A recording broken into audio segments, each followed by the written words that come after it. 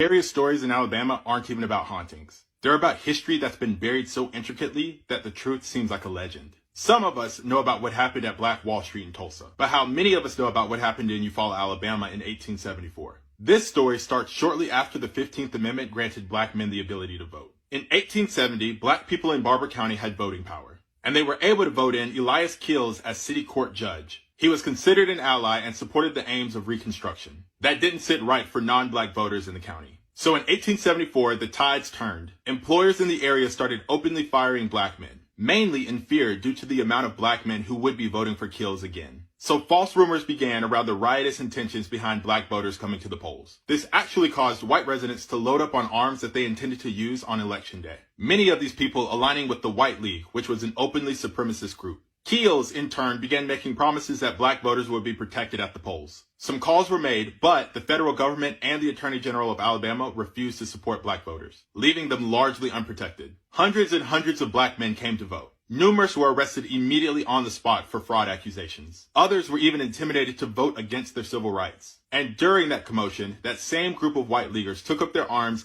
and went to the upstairs of buildings surrounding the square. They let off over 400 rounds indiscriminately into the crowd of black voters. The black voters were mostly defenseless, except for the ones that brought sticks to protect themselves. 80 or more of them were injured and dozens passed away. Over 500 blacks fled the area without ever voting. And again, that same group of white leaguers went over to Spring Hill, Alabama, where Keels was supervising the polls. They trashed everything, including the ballots that were cast. And Keels' teenage son passed away due to the crowd. A black man named Hilliard Miles saw everything that happened in Eufaula. He was jailed due to identifying the people who were responsible. Among these people was the alleged leader, Braxton Comer, who would eventually go on to become the governor of Alabama. None of the people who did this, including the ones who were identified, were held responsible or had any charges. However, on November 3rd, 1874, over 1,200 black voters were able to cast ballots. But after the circumstances of this day, in 1876, only 10 black people voted. Any recollection of what happened in Eufaula is all but lost. There are no historical markers or any semblance of people who passed away here. There is a memorial to Leroy Brown, a fish who was an urban legend in the area.